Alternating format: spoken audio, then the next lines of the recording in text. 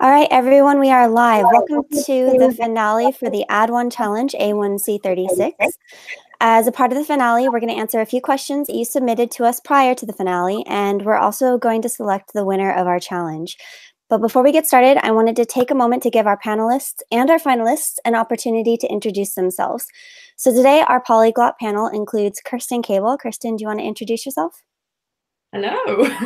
Yes, I'm so excited to be here. This is very cool. You hear so much about the Add1Challenge, and the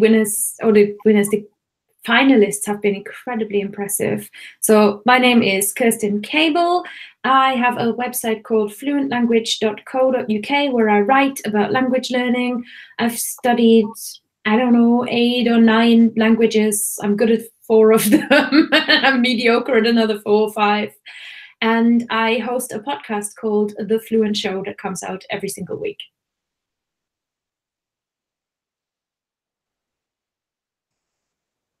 Okay, and I'm Benny from Fluent 3 Months. I inherited the Add1Challenge from Brian Kwong, and I do all of my own crazy language projects and try to inspire people to do their own language missions, which really aligns with the Add1Challenge so well. So I'm always extremely impressed with the finalists and everyone who's participating in the challenge, because they do so many things, and I know how hard it is for my own intensive 90-day challenges. So definitely good job to everybody on that.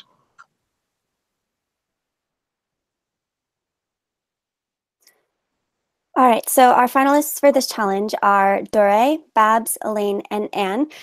Today with us, we have Elaine. Elaine, do you want to take a minute to let us know what language you learned and what the biggest thing you got out of the Add1Challenge was? Sure. Hi, guys. My name's Elaine. I'm from Chicago, and the language that I learned for the challenge was Polish.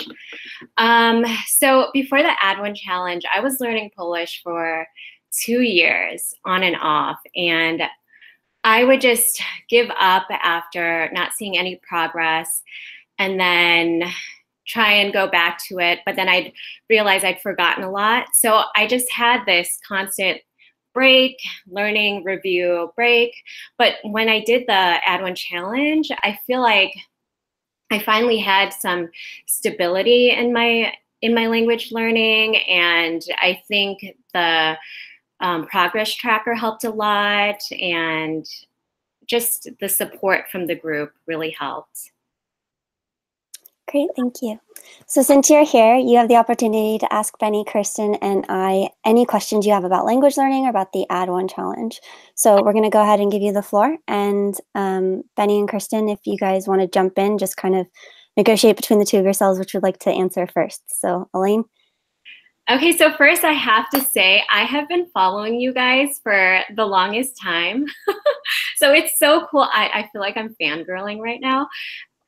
Shannon, I've been following your blog for the longest, and I really love what you and Kerstin have been doing for the language community, especially for women. You know, I feel like a lot of the polyglots that we see, the big names, are mostly males. And the first polyglot that I actually heard of was Benny Lewis, because I saw your TED Talk. So it's really cool to be able to talk to you guys. And I just want to say thank you to all of you for what you guys have been doing for the language learning community. I guess my question for all of you is, what are your study methods? I'm just curious to know, what do you guys do when you study languages, and what types of methods do you think are most helpful for you? I feel like with Polish, it's so different from Spanish, French, and Italian. I picked up those languages so quickly, but Polish was just so completely different. I had to use a different type of language learning method to learn Polish, just because it was completely foreign to me. So I'm just curious, what do you guys use when you learn a language that's just so difficult compared to something that you learned so easily? Whoever wants to Do you want to get this shot, Kerstin, first? Okay. Well, I am currently playing around with Chinese.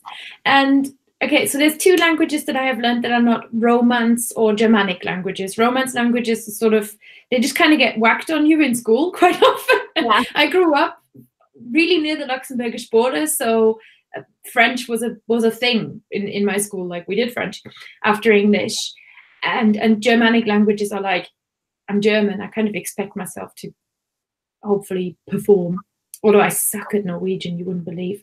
Anyway, so my two non-Romance, non-Germanic languages have been Welsh and more recently Chinese, playing around a little bit. And I find that I give myself, I mean, I often feel like I am like, compared to the intensity and the effort other people bring to their language learning and the kind of expectations they bring to themselves, I often feel like I'm exceptionally kind to myself, if not to say lazy, but then I wouldn't be kind to myself anymore.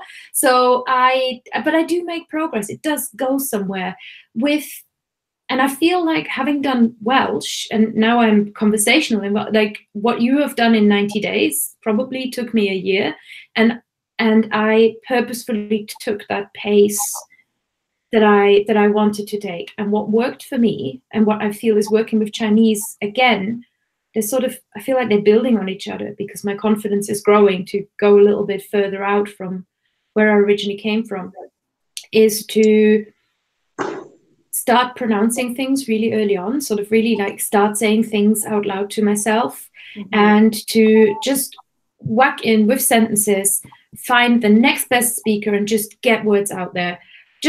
It's just word salad of nonsense, but I don't care at that point. And then the other thing that I have done is to give myself quite a long run up to when I officially start, so that by the time that I start, I kind of know the shape, and I feel like it's giving me a sense of where my goals are going to be. Like with Chinese, I'm like, okay, now I'm getting the hang of what characters even are, what tones even are, what role they play in this whole thing. And that gives me the chance to say, okay, the goal I want to set myself, or the way I want to approach these, and the priority I'm going to give them is here or here or here. And then that way I feel like, once I understand what the whole thing is that I'm tackling, I'm just so much more engaged. I'm just so much more in there. And then that works. Yeah. And I never do anything that I don't want to do, I feel. That's the ground rule that I have. Okay. Is any of this a method? I don't know. Before I go into what I would say, no, it's a very good answer, definitely. Might just say a quick hello to Dory, who's just popped in. Hello. Hi, Hey, Dory. Sorry, I muted her. Let me unmute. Oh, Dory, are you able to unmute your microphone? It won't let me unmute you.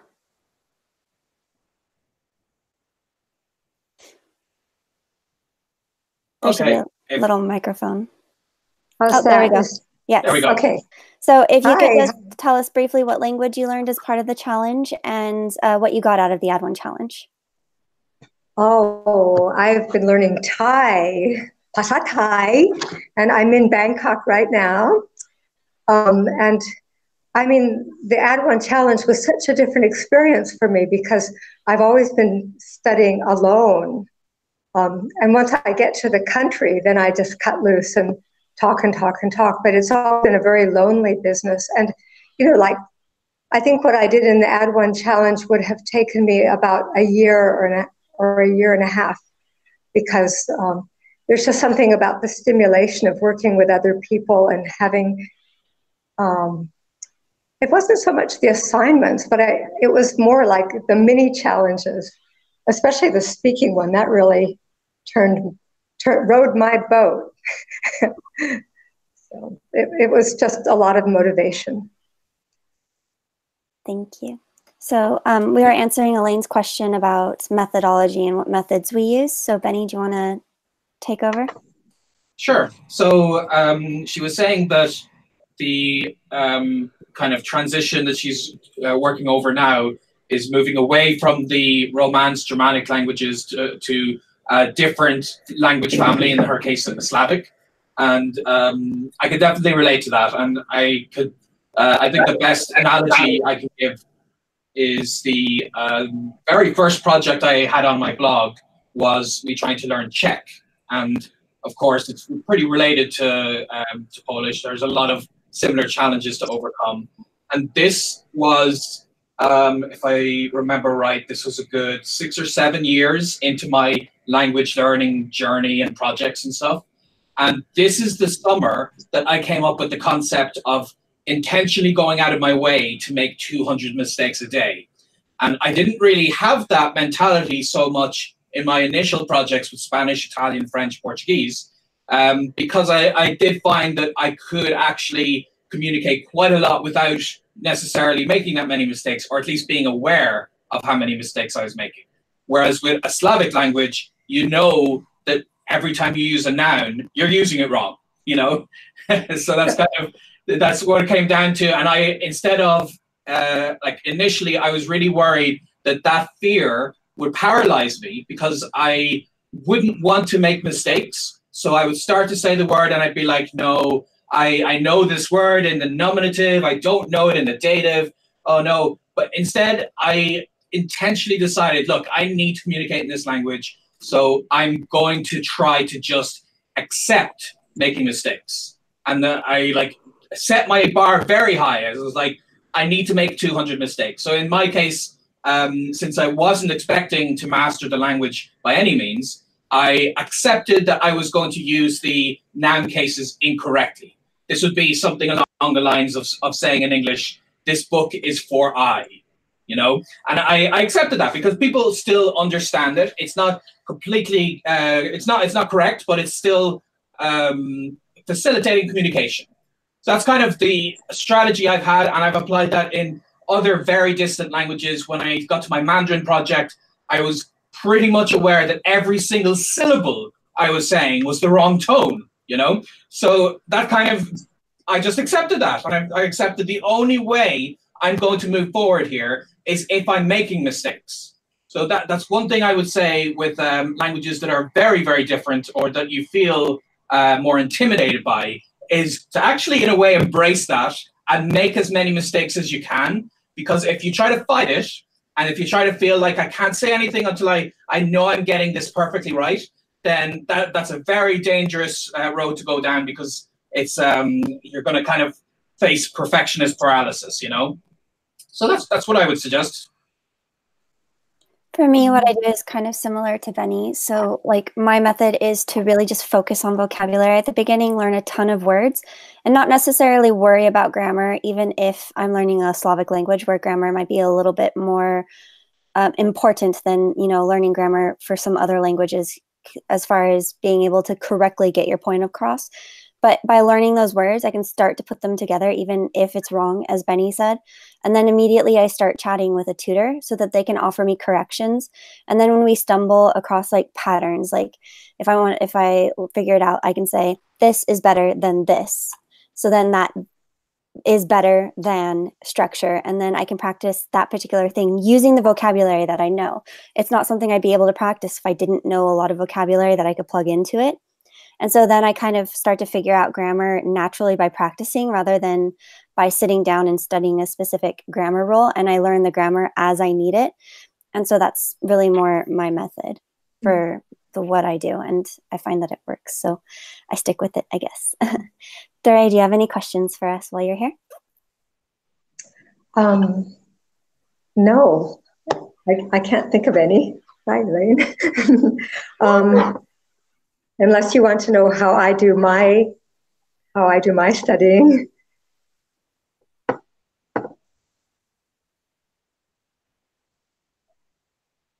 Sorry, my computer sometimes doesn't let me unmute my microphone. Maybe I'll just leave it unmuted. All right.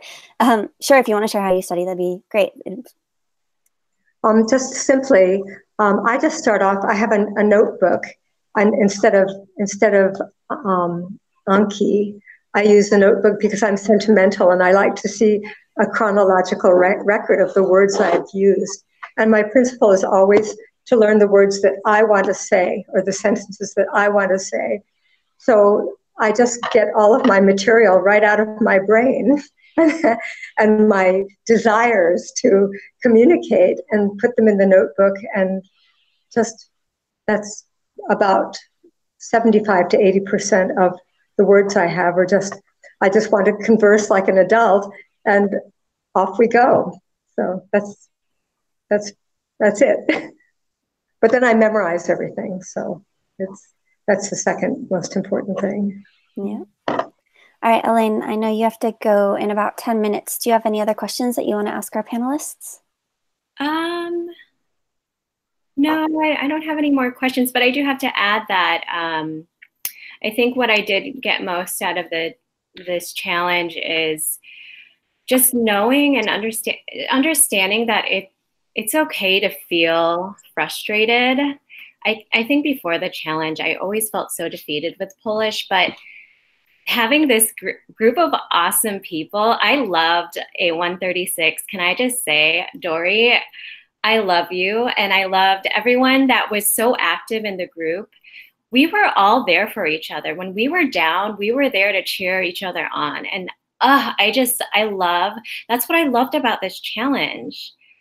There were so many days where I was about to give up, but you ladies and Kyle and Alex, everyone who was active in the group, you guys were there for me. And I just want to thank you from the bottom of my heart. Thank you too. Benny's got cute little emoticons hovering over his head.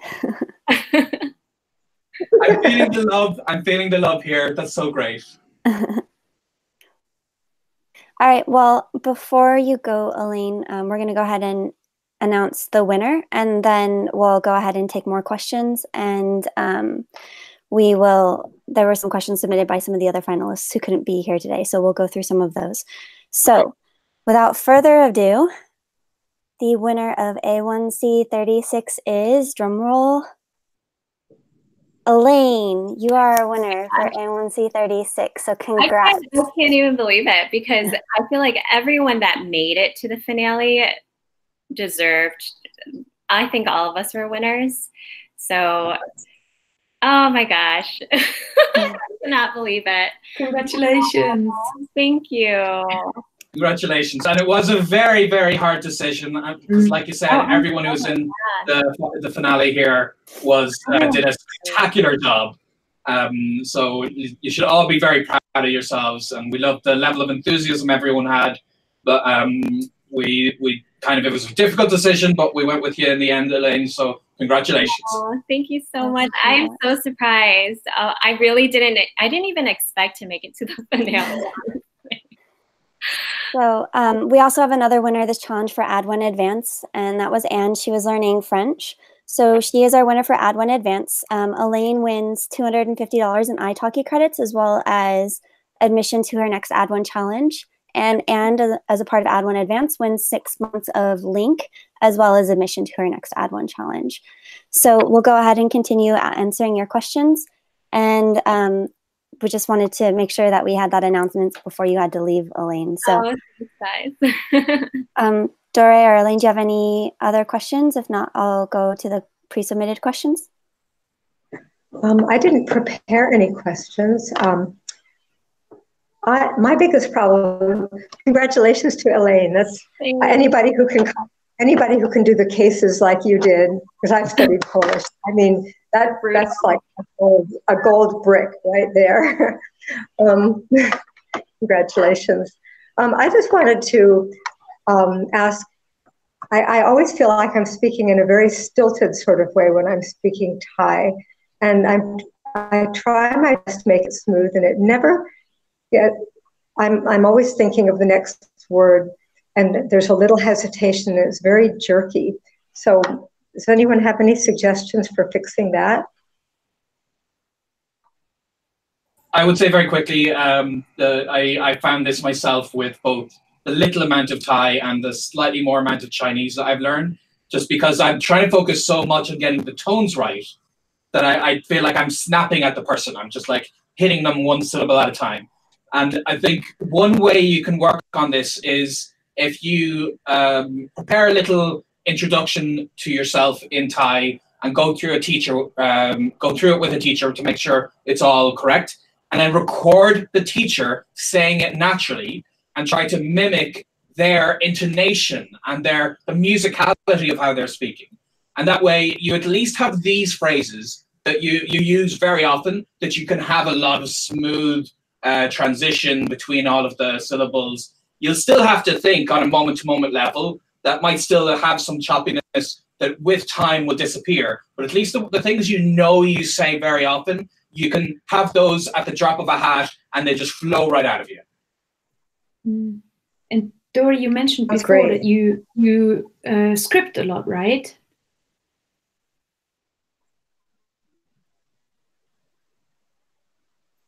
I feel like I've broken Thailand now. Did you hear the question there, Dory? Do you script a lot? Oh, you're speaking to me. I've just started to do that. Because I'm doing Add1 Advanced, and I've started to write scripts, and I'm on my second one. And then I did have the teacher record it today, so I'm going to copy her like crazy.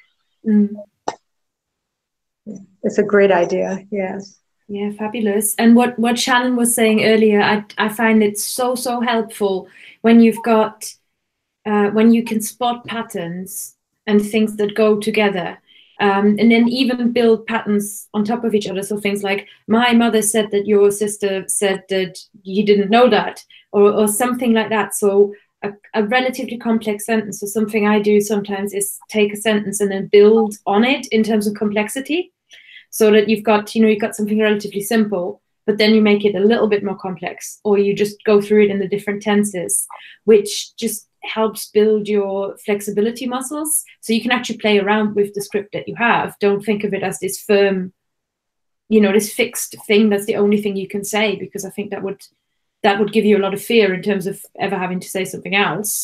And instead what that gives you is this flexibility to just go out, and then what you're missing is words, but not structures. And that's the place you want to get to. Yes.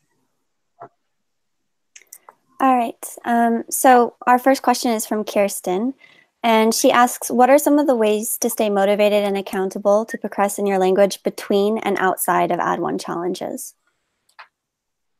So when you don't have that course structure to kind of help guide you along. Kerstin, do you want to take Kerstin's question? It wasn't me. It wasn't me. I'm asking myself questions every day. What I do, I've never done an Add1 challenge. Shannon keeps contacting me saying, hey, do you want to do Add1? And I go, next time. I'm terrible. I will do it eventually, but I don't know. It's never, I'm scared of the intensity. Like, I feel more motivated having seen you guys, Elaine and Dory.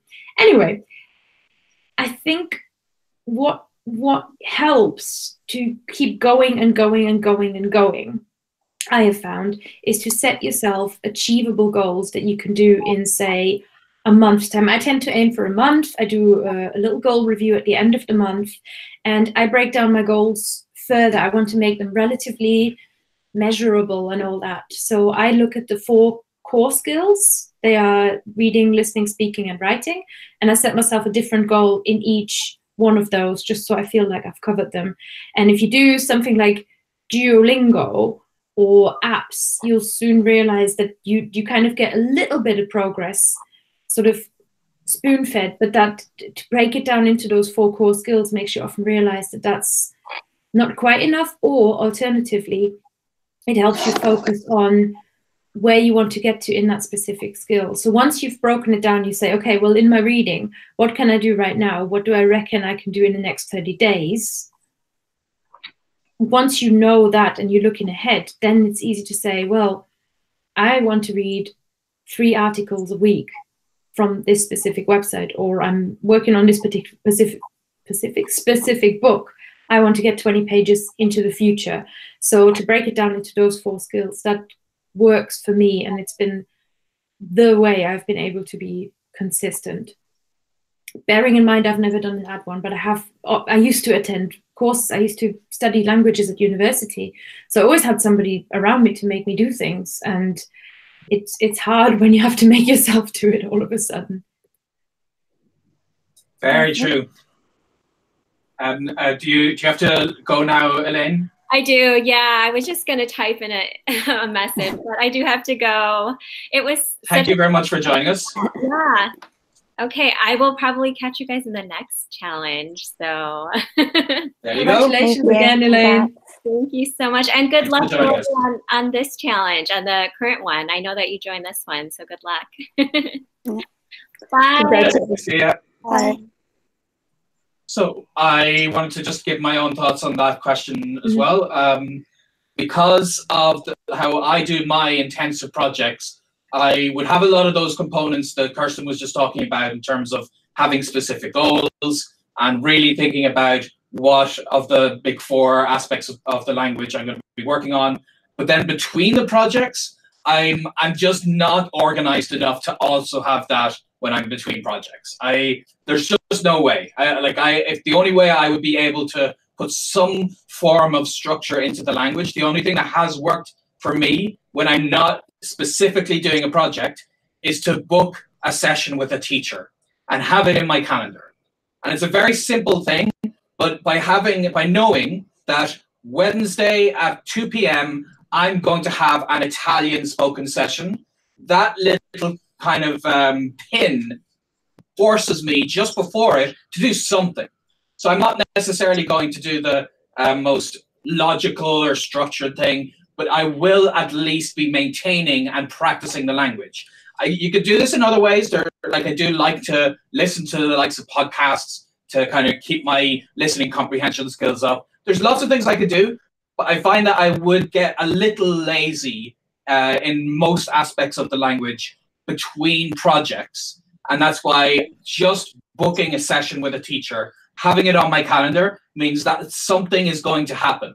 Whereas I always think, oh, it'd be great, I'll do a little Anki of this language, a little of that every day. And I always imagine I'll have so much more free time than I ever have. So it's kind of, for me, between projects, the spoken sessions just have that extra little, there's a real person expecting me to show up. And that extra pressure means that I do something without having the same level of intensity and planning that I would have during a 90-day project. All right, so our next question is from Babs, and she says, what's everyone's favorite way to get over the intermediate plateau? I feel my German is getting to the level where I could soon feel like I'm on a plateau, and I want to make sure I'm ready to face it. Well, never heard of anybody anticipating a plateau. Oh my God. Yeah, I mean, I can feel a plateau coming myself when I'm starting to feel the progress that I did have a very good rate at the beginning, starting to feel it slow down. So it's kind of like, instead of just hitting the plateau immediately and you're flat, it's more like the hill is gradually petering off, So for me, that tends to tell me that there's 2 things happening here. Firstly, I just have to accept that the amount of information that I was absorbing and how much a little bit of learning made a difference to my ability to communicate is a lot more in the beginning. And this is with anything that you want to learn. The beginning stages are going to give you a lot more benefit relative to what you would learn later on. So you have to accept that these slower learning periods will happen.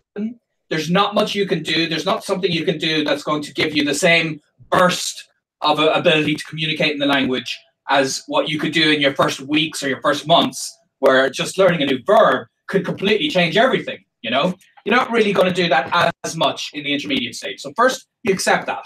But then after that, what you can do is see if something that you're doing is actually keeping you in this plateau. And for me personally, what I found is that sometimes my strategy, as good as it was to get me to this point, is not actually that great to help me move further. So I'm famous for saying speak from day one. And this is for me where I have to start with the language, speaking from day one to get myself through those beginner stages. But I always tell people that I prefer to have a dynamic language learning approach. And when I'm at an intermediate stage, speaking all the time is not actually going to help me as much as other things. So this is where I would actually just get a grammar book and study it.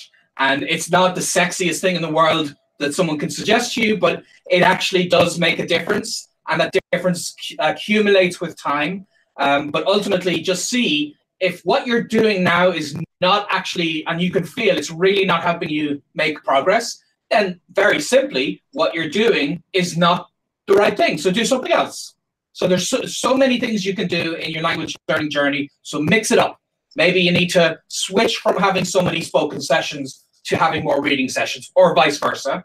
Maybe you need to go to social events, give yourself the extra pressure of communicating face-to-face with people. There's a million things you can do, but you might want to change things up so that you're really getting, because what you do need above all else is to be challenged, because you can get complacent at the intermediate stage when it's very easy to hop on Skype and say, how was your weekend? Oh, my weekend was good. I did this and this.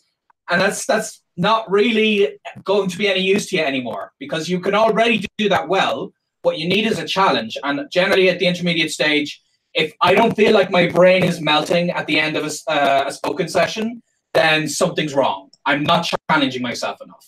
So that's kind of what I would suggest, is make sure it's still hard. We expect it to be hard as beginner learners, but then as intermediate, we kind of, we feel I've already put the work in here, so it shouldn't have to be hard anymore.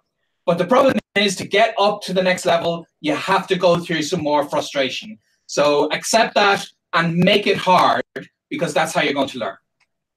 I'm actually going to jump in on this one because I'm going to talk about a technique that I learned doing music at an advanced level and how it works for me in language. So one of the things I was taught by my university professor was to keep a practice journal. And in this journal, at the end of every practice session, I would write down what I worked on.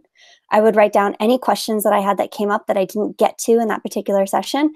And I'd write down something that I noticed about my playing that needed improvement, that wasn't at the level that it needed to be. And it could be little minute things, like really, really, really small things. But the point was to write all of these things down. And so then I'd have this log every single day, because I was practicing every day at that point, of all these things that I wanted to work on that I didn't understand, and things that I needed to work on because I couldn't do it well enough yet. And I found at the intermediate level, doing the same thing with your language is really, really effective. So at the end of every study session, if you find you still have questions that didn't get answered during that study session, write them down. Because one of the things with plateaus is you don't really feel like you have direction, so you don't know what to work on to get better. And so by writing down these questions and writing down these things that you're not doing well, that you need to do better, that gives you that direction. So the next time you sit down to study, you can kind of flip back a couple pages and see which issues you're still having, which questions you still have. And then that study session, your focus is to work on that thing. It also helps you really get into your studies when your studies are more challenging, because you have something to work on. You don't have to sit there and kind of deliberate about, should I do this today? Should I do this today? Should I do this today? You actually have a pretty clear path of what you can work on, what you can look up, what you can research, and what you can practice. So I've found that that really works really well. It's different than your language notes, which are like just notes in the language. It's actually like a planned thing. So like, this is what I did. These are the questions that I have. This is what I need to work on. And of course you can always do, this is what I did well. So that way you can kind of celebrate the things that you're doing well. And if you ever go back again during that plateau and you feel like you're not making any progress, you look back at that notebook and you said, oh, wow, I just started to be able to do this at this point, and I just started to be able to do this at this point, and now I don't even think about that. So you can actually see how far you've come because you've been keeping track of it this way. So that's my tip. Kerstin? Wow, this is a lot here. Oh my God, I feel bad following up on that, because I think that you're already like taking notes like crazy. There's a podcast episode that I did called "How to Get Off the Intermediate Plateau," which I've just kind of quickly pulled up notes for that, because I remember doing that episode and feeling like, oh my God, I think we've answered the question in some kind of way. So if anybody happens to be a Fluent Show listener, am I okay to say the number episode, because it's a much more coherent version of what I'm about to say. So that's 76, which is fluent.show/76 if you want tips. And I'm just going to give you one of the strategies that I named 4 strategies in that, and we haven't got time for all 4.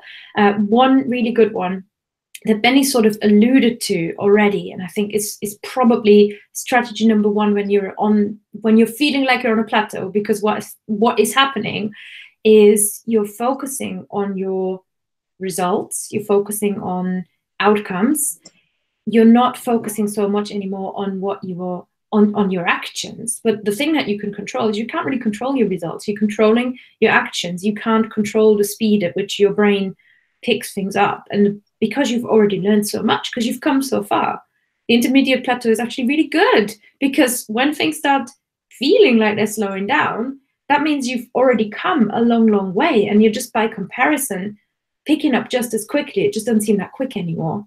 So strategy number one in getting over this plateau that I recommend is find and do something that you find really difficult, which is not a fun, like, hilarious advice, but I do mean working hard. No one gets to C2 level, C1 level without studying a bit of grammar. So often in the middle, it is grammar where you are stuck.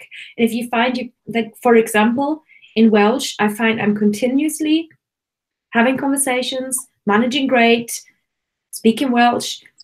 As soon as I want to make a relative clause, like that's the man who I saw, oh yeah, that's the guy I was talking about, it just all breaks down. I know I have a problem there, and the reason I haven't dealt with this problem is because I know relative clauses in Welsh make no sense and they're so hard. So stop avoiding whatever it is, if there is something you're avoiding, and just do something really difficult, or set yourself a goal that feels too hard for you. Because if it feels too hard for you, then you're getting that feeling back, that friction, and like you have to motivate yourself again. That's where all the juicy good stuff is. I think that's really interesting that you said the thing that you're avoiding, because I think when it comes to our languages, there's always something that we're avoiding, and we know we're avoiding it because we've been able to skirt around not having to do it for so long that we think we can kind of keep not having to figure it out. But then it kind of becomes a stumbling block for us. So I think that that's a really good tip. We all kind of know what these things are for ourselves. It's just a matter of being honest and then taking action, I suppose. So, Dory, do you have any other questions for our panelists? I've just been taking notes like crazy. So let's see. No, I don't think I do. But it's really interesting to hear what you have to say. All right, then do our panelists have any final words of encouragement for our Add1 challengers? Benny? Yeah, I want to say that the level of enthusiasm that I've been seeing in this round more than anything has been absolutely incredible. Because when you're taking on languages as different to where you're starting from, then it's I definitely know it's very hard to maintain that enthusiasm. It's tempting to, at the end, be kind of just annoyed with the whole process. And when you can maintain that enthusiasm, that says a lot. That says that your potential to continue learning is definitely there, and there's a lot more fun that you're going to have with this language. So definitely keep up that enthusiasm, and the language will be a part of your life for a very long time. Kerstin? Having not been with you and just seen your videos that sort of say on them day 0, day 30, day 60, day 90, do I say it's flooring? That's not a word, but I am floored. I'm basically like on the floor, in awe of the results you have achieved, the work that you have done. It's incredible. It's obviously a very, very intense time. And what Benny just concluded with is so, so important. You've now made your target language a part of your life. It's going to be with you forever. So don't despair if things slow down for a bit, and trust yourself that this is a skill that you now have, and you can pick it up anytime. I know, Dory, you're going on into the next Add1 challenge, and you might go into the next one and the next one, and just, like rocket all the way through it. But should somebody not have that ability, don't be scared to come back. Trust yourself that what you've just learned, what you've just done, is not something that you're going to lose. Also, well done. Yeah, thank you. So I just want to thank all of our finalists who joined us today, Elaine and Dore, and then, of course, the finalists who couldn't be here today, Babs and Anne. Thank you all. Amazing work in this challenge. I've been so inspired and impressed by all of you. You've just done, you've made amazing progress with your languages. It's just amazing to really see and get to be a part of in some little way. And I just want to give our panelists a moment to let everyone know where they can be found. So Kerstin, your microphone's unmuted. I'll start with you. My website is fluentlanguage.co.uk, and if you like podcasts, then join me, because I like podcasts, and I make a podcast that comes to you every single week at fluent.show, or just search for The Fluent Show wherever you want on your podcatcher, and you'll find me there.